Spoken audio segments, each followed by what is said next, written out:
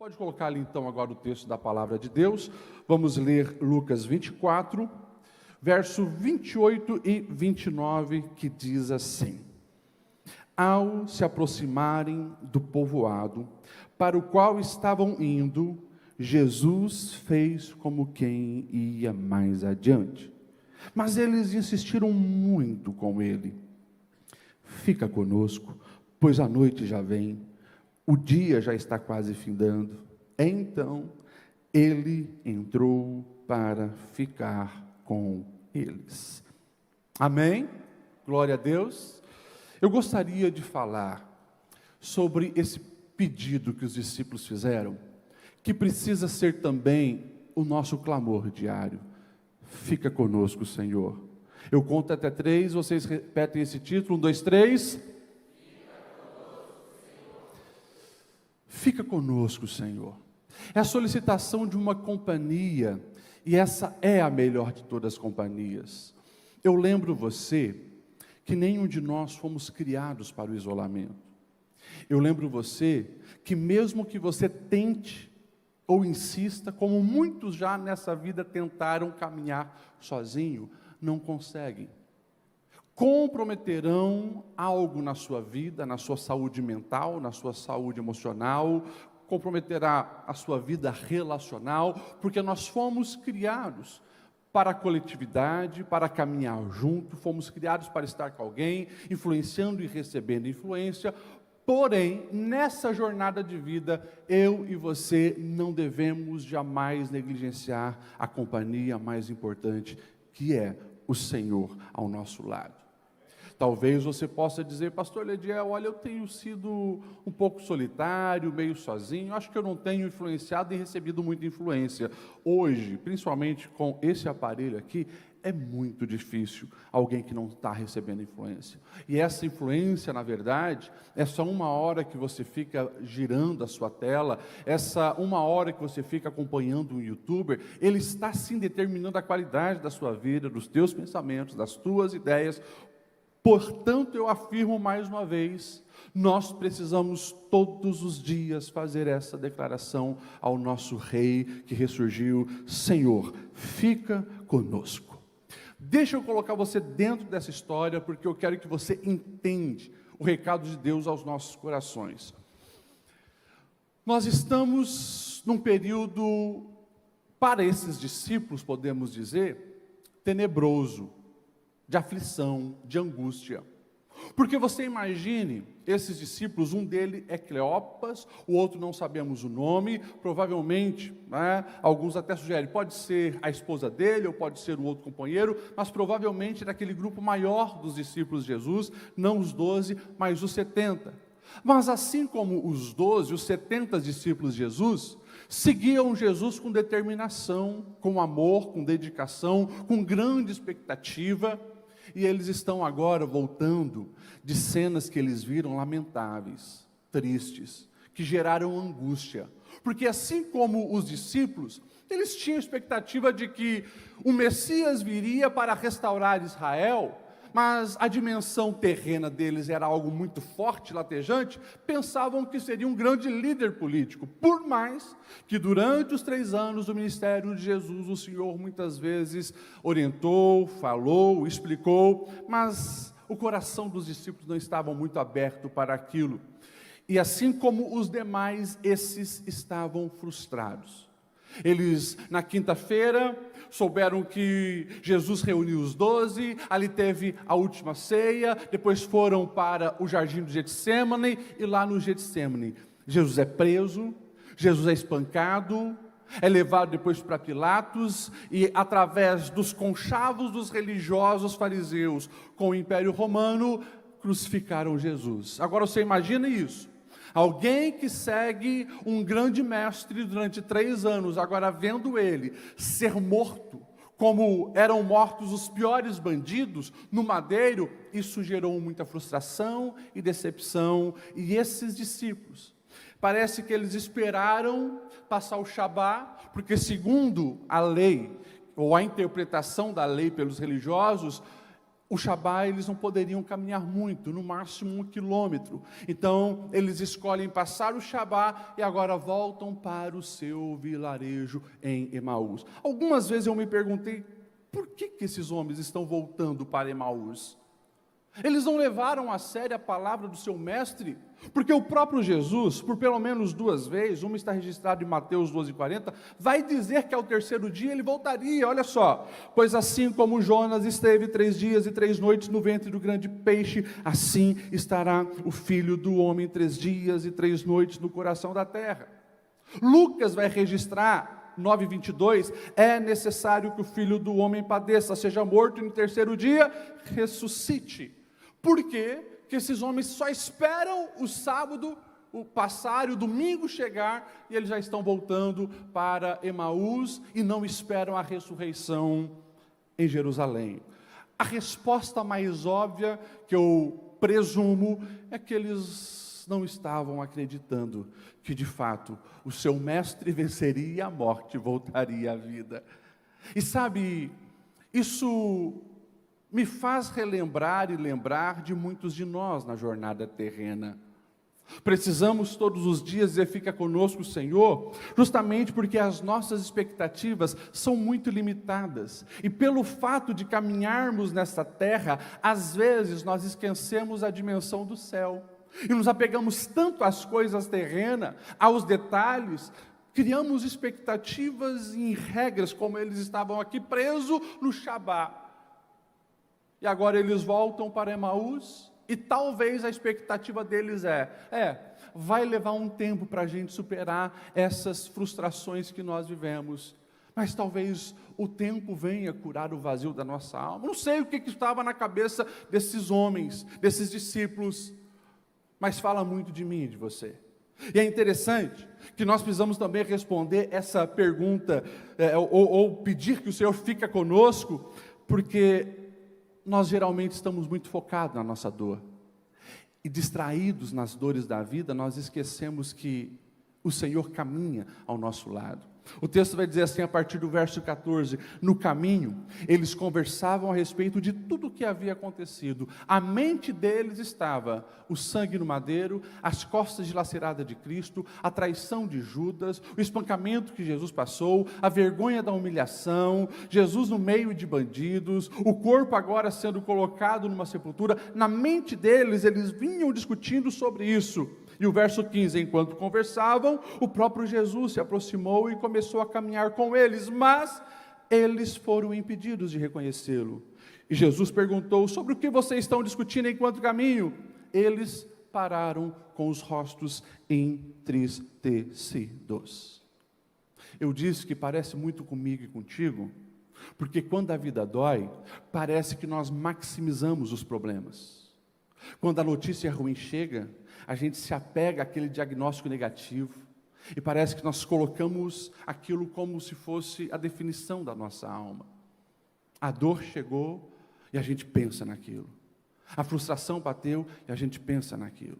Fomos traídos e aquilo não sai da nossa alma. Vivemos remoendo e trazemos a nossa mentalidade o tempo todo as coisas ruins. E muitas vezes nós, que também afirmamos ser discípulos do Mestre, esquecemos que a presença dele está ali. Ele está do nosso lado, inclusive quando a vida dói. Você sabia disso? Amém? Você pode dizer para quem está do seu lado, Jesus está contigo no meio da dor? Fala isso para quem está do seu lado. Agora a gente é gente, de carne e osso. E eu estou falando de pessoas que andaram nessa terra com Jesus, mas o foco estava no problema. Eu lembro também de Marta e Maria, quando perdem o seu irmão Lázaro. Jesus chega lá no vilarejo de Betânia, o discurso das duas é o mesmo: se o Senhor estivesse aqui, o meu irmão não teria morrido. E para Marta, Jesus vai dizer: Marta, o seu irmão vai voltar à vida. Daí ela pensa lá no futuro: eu sei que quando os mortos forem ressurretos. Jesus olha para Marta e diz: eu sou a ressurreição. É isso. Às vezes você está tão focado nessa dor, nessa angústia, e você esquece que aquele que veio solucionar, aquele que veio te dar vida em abundância, está do seu lado. Comece a perceber esse Jesus contigo. Pastor Lediel, é pecado sentir a tristeza? É pecado sentir a angústia? Não, não é pecado. E o nosso Senhor nos entende nas nossas tristezas. Agora, eu preciso lembrar você, se isso se torna crônico, se a sua mente fica remoendo a dor e a tristeza, você corre um sério risco de ter uma cortina que impede você de não apenas ver a presença de Jesus, sentir a presença de Jesus, mas também ver as bênçãos que Ele derrama todos os dias sobre a sua vida. Jesus estava ali, mas o foco deles estava na dor. E que nós possamos superar isso, pedindo, fica conosco, Senhor, e nos ajuda a perceber as bênçãos diárias, nos ajuda a perceber a Tua presença diária. É verdade, o problema chegou na minha casa, é verdade, a minha família não está numa situação positiva, é verdade, o meu cartão de crédito estourou, é verdade, Senhor, a doença chegou na minha casa, mas eu sei que apesar da dor, a Sua presença também está comigo, e quando você tem essa certeza, aí há possibilidades de grandes mudanças acontecer. Você me entende e diz amém? Porque eu devo todo dia clamar, fica conosco, Senhor? Porque somente Jesus, Ele entende os nossos processos internos. Jesus chega, eles não percebem, Jesus questiona, o que vocês estão conversando? E eles então com rostos entristecidos, um deles, verso 18, diz assim, o Cleopas perguntou, você é o único visitante em Jerusalém que não sabe das coisas que aconteceram nesses dias? E daí, verso 19, Jesus vai fazer uma pergunta maravilhosa. Aquele que agora já está num corpo glorificado, aquele que é o Deus encarnado, ele vai dar uma de bobo. Ah, é? Quais coisas? O que aconteceu com Jesus de Nazaré, responderam eles. Ele era um profeta. Presta atenção nos detalhes da fala. Jesus deixa Cleopas desabafar. Ele era um profeta. Não está reconhecendo como o Deus encarnado. Era um profeta, poderoso em palavras, em obras, diante de Deus e de todo o povo. O chefe dos sacerdotes e as nossas autoridades entregaram para ser condenado à morte e o crucificaram. E olha o verso 21. Nós esperávamos que ele ia trazer redenção a Israel. Olha essa conjunção. Nós esperávamos que ele fosse o Messias, ou seja, perdemos a esperança.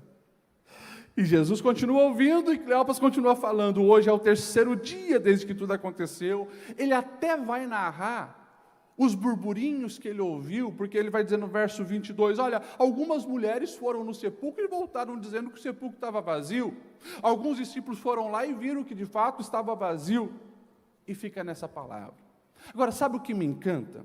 Essa paciência de Jesus. O camarada está ali, falando da sua frustração concernente à expectativa que ele tinha em Jesus. E Jesus está quietinho do lado, inicialmente ouvindo, deixando ele botar para fora as suas angústias, as suas mazelas, as suas frustrações.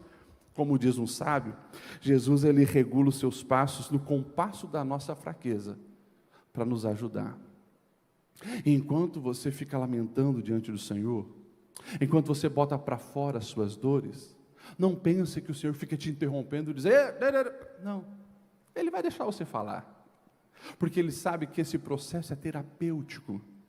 E enquanto você bota para fora aquilo que você teve que engolir, aquilo que fizeram contra você, a morte dos seus sonhos, das suas expectativas, por mais que Ele conheça toda a tua história e já tenha solução para tudo, Ele deixa você falar, para que você também vai se aproximando, vai confiando e vai começando a perceber que ali tem alguém que te ouve bem, que ali você tem um lugar de fala. Mas é maravilhoso quando nós observamos isso. Sabe o que eu entendo? Eu entendo algo tão simples, mas tão poderoso. O nosso Deus, Ele se importa com as nossas dores.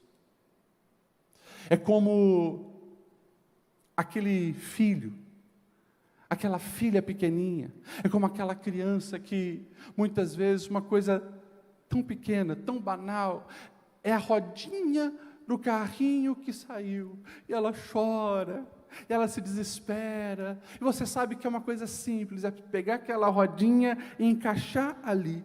Ou se não der certo, você até vai comprar um novo, porque ele não sabe que você pagou só R$10 naquele carrinho, mas ele está tão apegado naquilo, e você, como um pai, você se abaixa, você olha, você ajuda, você ouve, algo tão pequeno. Muitas vezes somos nós diante do nosso Senhor, e Deus não nos despreza como um pai, Ele está ali nos dando atenção. Um Deus que respeita a nossa dor. Você me entende, amém? Por que nós devemos pedir, Senhor, fica conosco?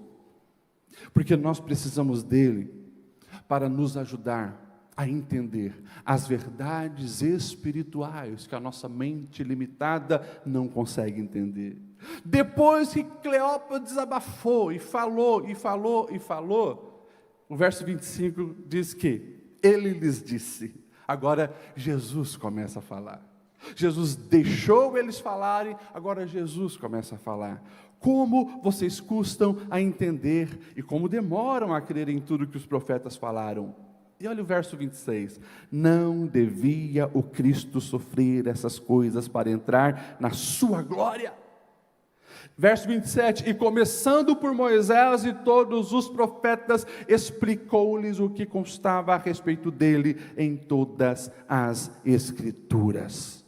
O Senhor esteve ali, não abandonou eles nos momentos de lamúria, nos momentos de botar a dor para fora, e agora o Senhor então começa a falar. 11 quilômetros era a distância entre Emaús e Jerusalém. Uma pessoa normal talvez levaria 2h30, 3 horas caminhando.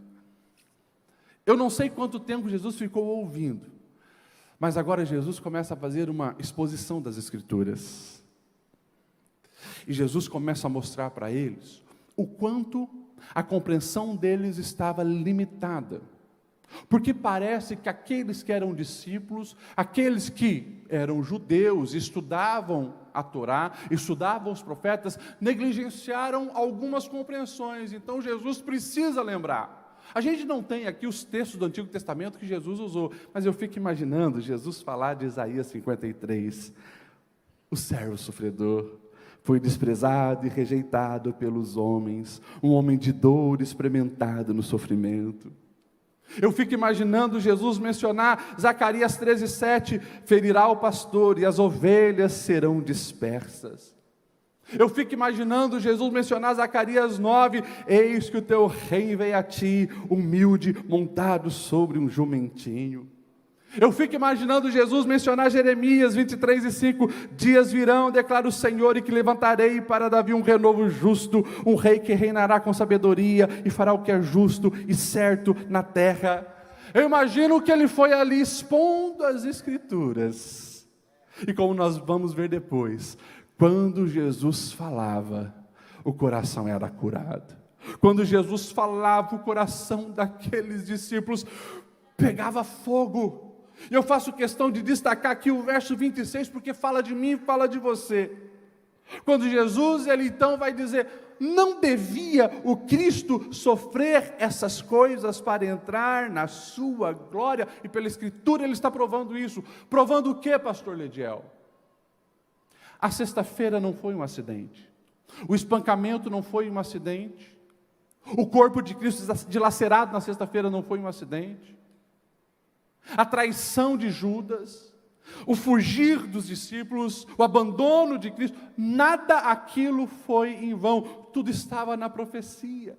Isso devia acontecer com o Messias. Agora, Jesus também está agora afirmando, sexta-feira é uma parte do processo, não é o ponto final dessa história. O domingo chega, e o que é que acontece no domingo, pastor Lediel? O nosso Senhor, Ele vence a morte, Ele ressurge para todo o sempre. O que isso tem a ver comigo e contigo? Tudo. Porque assim como o nosso Jesus precisou passar pela cruz, pela sexta-feira, até chegar na glorificação do domingo, as nossas histórias são assim. Nós queremos a bênção, nós queremos a provisão, nós queremos um momento de glória. Mas o dia do sofrimento, isso a gente não quer. É por isso, escute o que esse pastor vai te dizer. E eu falo como um pastor que ama você, que está passando nesse tempo de aflição, nesse tempo de angústia. Quem sabe você está aqui, você está dizendo: eu estou na minha sexta-feira, pastor Lediel. Eu fui traído, eu fui enganado, eu descobri uma doença que os médicos desenganaram. Pastor Lediel, eu comecei esse ano sem expectativa nenhuma, eu estou desiludido com a minha vida. Talvez você está na tua sexta-feira. Esse pastor está afirmando para você: os propósitos de Deus não terminam na sexta-feira. Os propósitos de Deus para a sua vida continuam. Tem um domingo onde a vida voltará. Tem um domingo onde a morte será dissipada. Vai chegar esse domingo onde haverá o dia de glória. É por isso que você também precisa alimentar a sua alma de coisas boas. E aqui nós estamos falando, era Jesus explicando as Escrituras desde Moisés até todos os profetas, dizendo: tem sexta-feira, mas tem glória, devia, mas vai vir o dia de glória. É isso, quando você alimenta a sua alma com a palavra de Deus, você consegue viver numa esperança que essa dor vai passar. Mas sabe qual é o problema da nossa geração? E por que temos tantos crentes fracos? E por que temos tantos crentes desesperados? E por que temos tantos crentes esfriando na fé? É porque eles não estão parando para ouvir o Evangelho, não estão parando para ouvir a palavra de Deus, não estão deixando Jesus falar. O blogueiro está tendo mais acesso ao teu coração do que as palavras de Jesus.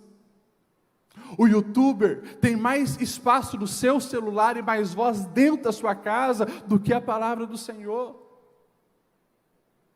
Os seriados chamam muito mais a tua atenção do que as verdades eternas de Cristo Jesus. E daí, quando a dor chega, de fato o desespero bate, porque não tem uma verdade de esperança latejando na sua alma.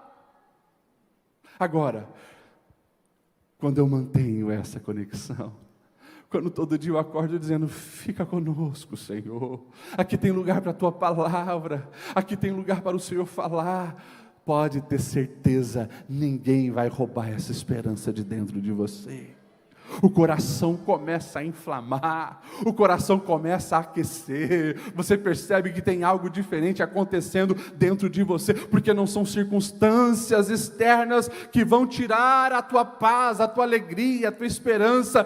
Tem uma palavra viva em você. Por isso que o nosso Jesus disse: vai passar céu e terra, mas as minhas palavras, elas não passarão. Então, quando o sonho parecer ruim, deixa Jesus falar. Quando a crise chegar no seu lar, deixa Jesus falar. Quando a doença bater na sua porta, deixa Jesus falar. Amém? Nas suas orações, pode lamentar, o Senhor te entende. Pode chorar, o Senhor te entende. Mas eu lembro você, oração não é monólogo. Fala, bota para fora, chora, mas ali de joelho. Tira um tempinho também para ficar em silêncio. E faça apenas uma solicitação. Fica comigo, Senhor. Fala, Espírito Santo. Fala. Você vai ver que como uma brisa suave, a glória do Senhor vai inundar aquele quarto onde você ora, aquela sala onde você está.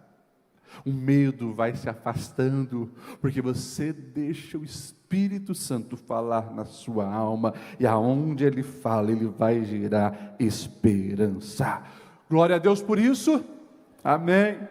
Porque eu devo, pastor Lediel, pedir para que o Senhor fique conosco, porque só Ele pode transformar a dor numa alegria permanente. Olha o verso 28. Ao se aproximarem do povoado para qual estavam indo, Jesus fez como que ia adiante.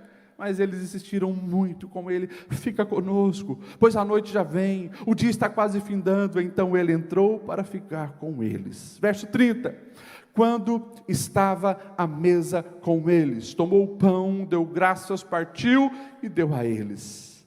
Verso 31. Então os olhos deles foram abertos e o reconheceram. E o Senhor desapareceu da vista deles, e perguntaram ao outro: não queimava o nosso coração enquanto ele nos falava no caminho e nos expunha as Escrituras? É isso que eu estou falando, e eu volto a repetir. Você que está precisando de uma cura na sua alma, dê espaço para a voz do Senhor. Dê espaço para a voz do Senhor. Você que foi ferido na sua alma, isso gerou um trauma, isso gerou desconfiança, isso gerou uma dureza de coração. Você sabe que você é uma pessoa ranzinza, fria, desgostosa da vida. Ei, deixa essa palavra entrar, porque ela vai queimando o seu coração. E quando você se aproximar cada vez mais do Senhor, você precisa começar a dar mais liberdade para Ele. Senhor, entra na minha casa. E tem mais, Senhor. Eu não vou te colocar num cantinho aqui, não. Olha só que lindo o que o texto está dizendo. Eles se sentam na mesa para fazer a ceia. E quem vai fazer a oração e partir o pão? Jesus. Algumas vezes eu estive em Israel, e todas elas, quando nós estamos num lugar coletivo de vivência com as famílias judaicas, você vai perceber uma cena. No meio da mesa está o patriarca daquela família, a pessoa mais importante daquela família. É ele quem vai dar graça, é ele quem vai distribuir o pão. Nessa casa, era para o anfitrião mor e principal fazer isso, mas eles entregam o lugar de honra para Jesus. O Senhor pega o pão da graça, parte o pão, e quando vai entregar para eles, os olhos deles se abrem. Sabe o que a Bíblia está dizendo para mim e para você? Quando eu e você escolhemos colocar Jesus no lugar de honra da nossa vida, é aí que as vendas vão cair dos nossos olhos, e nós vamos conseguir enxergar realidades que antes eram imperceptíveis. Eu conheço centenas de pessoas que se tornaram religiosos, batem cartão na igreja há anos, citam versículos bíblicos, conhecem todas essas músicas que nós cantamos de cor. Agora, eles ainda estão cegos para algumas realidades, porque na sua vida ainda não colocaram Jesus no lugar de honra. Ou é tudo ou é nada. Jesus não merece um cantinho na sua vida. Ou ele ocupa o trono da sua vida, ou não haverá lugar para ele na sua história. Ele é o centro de todas as coisas. Ele é aquele que merece toda a honra, toda a glória, todo o louvor, e que nós possamos com a nossa vida honrá-lo. Eu vou repetir isso. Coloque lá na sua família Cristo no lugar de honra, e você vai perceber que essas intrigas, essas picuinhas, essas mentiras, essas coisas que envergonham e trazem tristeza ao seu coração, vocês passarão a enxergar realidades que antes estavam ocultas. Na sua vida espiritual, coloque realmente o Senhor no trono, honre-o, e você terá autoridade sobre essas forças demoníacas que estão oprimindo a sua vida, tirando a sua paz, tirando a sua alegria de viver. Coloque Jesus no lugar de honra nas suas finanças, e você vai ver um desbloqueio na sua área financeira, haverá prosperidade na sua história financeira. Coloque Jesus no lugar de honra no seu trabalho, e você vai conseguir enxergar realidades que antes estavam totalmente afastadas da sua compreensão. Jesus precisa ser honrado na sua vida, e se você deseja fazer isso todos os dias, vamos aplaudir o nosso Cristo Jesus. A Ele seja a honra na nossa vida e na nossa casa. Qual a consequência disso, pastor Lediel? A consequência disso é maravilhosa. Eu sempre digo, aqui está o virar da chave. É o virar da chave. Porque o texto está mostrando que esses discípulos estavam frustrados. As palavras dele um profeta. Nós esperávamos que ele fosse redimir Israel, mas agora que sentaram à mesa, deram a Cristo lugar de honra, os olhos foram abertos, o verso 33 diz: levantaram-se e voltaram imediatamente para Jerusalém. Cadê o desânimo? Sumiu. Como diz os antigos, a dor sumiu porque tomou Doril, né? Pois é, cadê o desânimo? Tomou Doril. E o Doril, nesse caso, é essa experiência com Cristo ressurreto.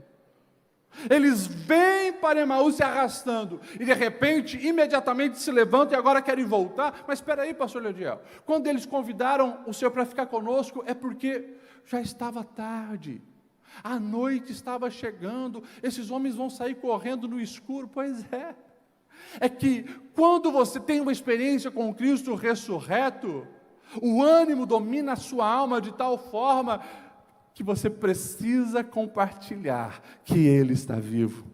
Não estou mais preocupado com as trevas lá fora, com as opressões lá fora, se tem bandido lá fora. Eles querem compartilhar essa nova vida. E deixa eu falar de uma maneira bem clara e explícita para você isso aqui. O Senhor não te chamou para você viver essa vida cabisbaixo. O Senhor não te chamou para você viver essa vida desanimado.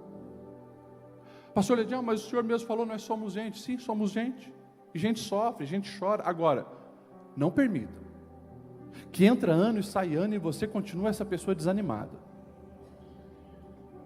Não permita que a depressão se torne algo crônico na sua vida, onde passa anos e a situação não muda. Não permita. Alguma coisa está errado. Eu continuo acreditando que o mesmo Jesus que cura o corpo, Ele também cura a alma. E não existe depressão maior que o nosso Cristo. O nosso Cristo cura a depressão. E pastor, eu tenho depressão crônica há muito tempo, isso vem de família. Em nome de Jesus, esse Cristo ressurreto, Ele vai tirar isso da sua vida, mas você precisa buscar essa experiência, ter essa experiência com Ele. Não tem como uma pessoa que vive isso aqui caminhe sempre cabisbaixo. E não é a força do nosso braço. É que quando Ele chega, Ele amplia a dimensão da nossa vida. E a gente começa a perceber, puxa, aquele que venceu a morte, Ele perdoou os meus pecados, Ele escreveu o meu nome no livro da vida. Ele está preparando para mim um céu de glória, onde passarei a eternidade. Só isso é motivo para nós celebrarmos muito mais que se tivesse ganhado uma mega sena. Essa é a verdade. Mas eu preciso dizer todos os dias: Senhor, fica conosco, fica conosco. Por que eu preciso dizer isso, pastor Lediel? Porque Ele é quem transforma o que parecia derrota em testemunho. Olha o verso 33 em diante. Em Jerusalém encontraram os 11 que estavam reunidos e diziam: é verdade, o Senhor ressuscitou e apareceu a Simão. E o verso 35, então os dois contaram o que tinha acontecido no caminho, como Jesus fora reconhecido por eles quando partia o pão. Você percebe que a temática nossa anual é algo que precisa fazer parte da nossa vida cotidiana? Evangelização. Porque se eu descobrir essa fonte que sacia a sede da alma, eu devo compartilhar. Eu tive uma experiência com o Cristo ressurreto, e agora eu preciso colocar isso para fora. As pessoas precisam saber essa realidade. Sabe, eu até entendo, quando esses discípulos estavam indo para Emaús, triste, angustiado, eles ainda não tinham tido a experiência deles. Eles só sabiam dizer: olha, As mulheres falaram que Jesus ressuscitou, mas eles não tinham tido a experiência. É aquele velho ditado: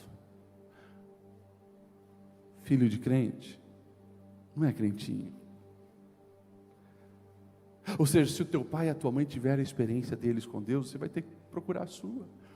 Eu me lembro, na minha adolescência, eu cresci na igreja, imagine, neto de pastor, filho de pastor.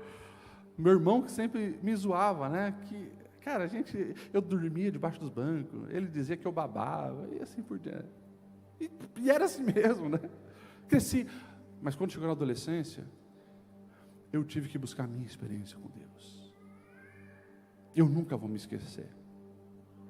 Quando eu estava na igreja de Lages, e o Senhor veio e me batizou no Espírito Santo. Não era mais papai, mamãe, vovô, vovó, titio, alguém que falava. Eu vivi isso. E foi esse virar de chave na minha vida. É isso. Jesus está vivo e Ele deseja se revelar para você. Mas você tem que querer viver essa experiência. E quando você vive isso, aonde você caminha, você entende: eu sou um representante de um reino eterno. Eu vou falar, Jesus está vivo, e você pode conhecê-lo, você pode desfrutá-lo, Ele pode mudar a sua vida. O verso 33 vai dizer que enquanto eles falavam sobre isso, o próprio Jesus apareceu entre eles e lhes disse: paz seja com vocês. Que lindo que é isso. Porque aqueles homens tinham acabado de viver uma experiência extraordinária, cearam com Jesus até Ele desaparecer, animados voltaram para contar, e de repente, Jesus se revela para todos ali. Como é lindo saber que apesar de você já ter tido experiência com esse Cristo ressurreto, sempre há mais para você desfrutar. E é por isso que não tem a possibilidade de você aceitar um conformismo no nível espiritual que você caminha. Não faz sentido você declarar que serve um Deus eterno, e você, por mais que tenha 30, 40, 50 anos de fé, desfrutou nem 0,01% dele, e dizer: tá bom. Ei, tem muito mais, tem muito mais, tem muito mais. Pastor Lediel, mas eu já falei em línguas. Pastor Lediel, eu já recebi dons, já orei por pessoas e foram curadas, já profetizei. Pastor Lediel, já expulsei demônio. Ei, isso não é nada comparado ao que Ele ainda tem para se revelar e fazer através da sua vida. Você pode falar para quem está do seu lado isso? O Senhor tem muito mais para você. O Senhor tem muito mais para você. E essa experiência com o Cristo ressurreto é que vai gerando essa ousadia doida. Essa ousadia que gera você outra pessoa, que vive no outro nível. Os discípulos, e o texto lá no verso 53 vai dizer assim, ó, que eles, que antes estavam com as portas fechadas em Jerusalém, com medo de que eles mesmos podiam agora ser caçados e mortos por aqueles que mataram e crucificaram Jesus. O texto vai dizer que depois da experiência com o Cristo ressurreto, eles estão no templo, ou seja, o lugar mais movimentado de Jerusalém. Eles não querem ficar escondidos, eles estão agora expostos para todos, estão lá, louvando e glorificando a Deus e pregando que Jesus está vivo. Mas pastor Lediel, e se pegarem eles, se prenderem eles? Fizeram isso. E se matarem eles, eles sabem que não tem problema, porque eles estão agora servindo aquele que venceu a morte, e essa morte terrena é um detalhe comparado a tudo que nós desfrutamos e desfrutaremos em Deus para a eternidade. Vamos se colocar em pé? Eu preciso orar por você. Você que ouviu essa ministração, eu quero fazer 2 orações. E já passo para o nosso presidente. Eu quero orar por você que chegou aqui nessa noite, como esses discípulos estavam. Pastor Lediel, eu estou desanimado. Pastor Lediel, eu sinto que eu não estou conseguindo desenvolver o meu potencial. A minha mente às vezes vagueia nas derrotas que eu sofri nessa vida. E eu estou precisando desse, esse choque que essa experiência com o Cristo ressurreto pode gerar, para que esse ânimo volte, eu possa realmente viver aquilo que Deus tem para a minha vida. É com você mesmo que eu estou falando. Eu queria que você saísse do seu lugar e viesse aqui na frente, que eu quero orar por você. Você que precisa de um batismo de ânimo que só o Cristo ressurreto pode dar. Vem para frente enquanto o nosso louvor vai cantar. E eu quero você que está vindo pode vir, eu quero fazer um outro convite. Você que precisa se reconciliar com Deus. Você que está meio afastado aí do Senhor. Faz tempo que você não ora mais. Faz tempo que você não fala mais em língua. Faz tempo que você não toma uma decisão pelo Senhor. Está precisando desse renovo. Eu também queria que você saísse do seu lugar e viesse aqui para frente. Você que está precisando de um renovo com o Senhor. Você que hoje deseja aceitar Jesus. Você nunca, talvez, na sua vida declarou publicamente que você deseja aceitar Jesus. Você também sai do seu lugar e vem aqui na frente, que eu quero orar por você. Eu quero abençoar a sua vida, porque uma nova história se inicia. Aleluia, aleluia, aleluia, aleluia. Vamos cantando?